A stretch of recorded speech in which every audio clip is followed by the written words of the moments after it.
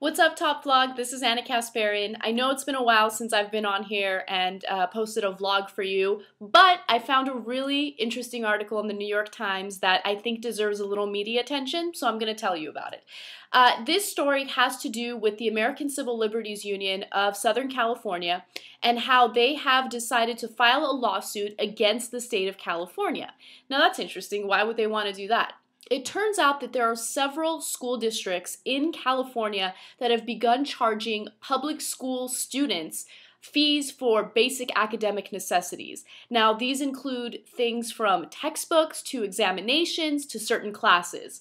And why is that a disastrous idea? Well, first of all, it's illegal, and the ACLU argues that the state of California or the politicians in California shouldn't have turned their heads while these public schools started transferring costs onto students.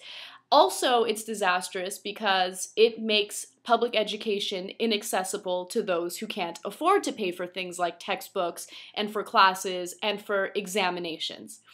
Now, what I love about this suit is it brings a lot of fees to attention that I didn't even think existed. So let me give you an example of some of the fees that students have been charged and some of the fees that the ACLU has listed in the lawsuit. Okay, it listed these examples.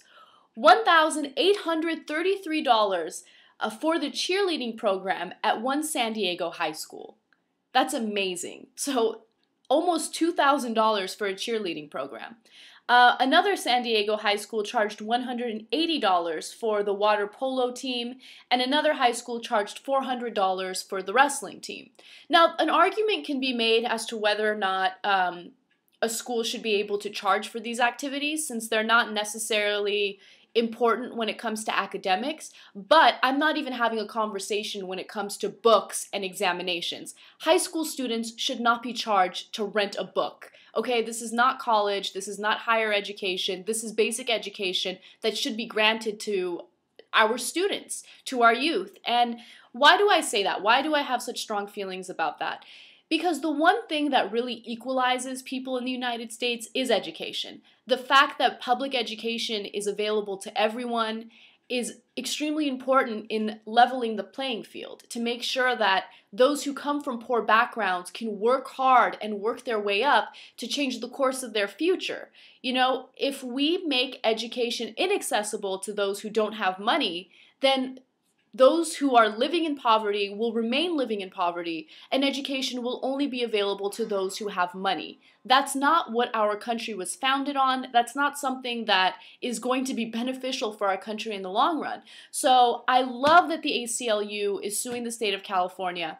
And the person, the defendant that was named in the suit is Arnold Schwarzenegger, because the ACLU argues that he is the person who was supposed to make sure that our public schools don't charge students fees for things like textbooks. Let me know what you guys think about this. I know that some of you are for privatizing education, which I disagree with, but I'm always open to reading your arguments about it. And I'm also interested to see what you guys think about charging nearly $2,000 for a cheerleading team. Some of you might argue that cheerleading isn't really that necessary, and if the school decides to charge, well, then they should be able to do so. I don't know if I believe that. I think that if a school is having a hard time finding revenue for certain teams like cheerleading and wrestling, maybe it's a good idea to do some fundraisers, you know, bake sales, things like that that we did when I was in high school.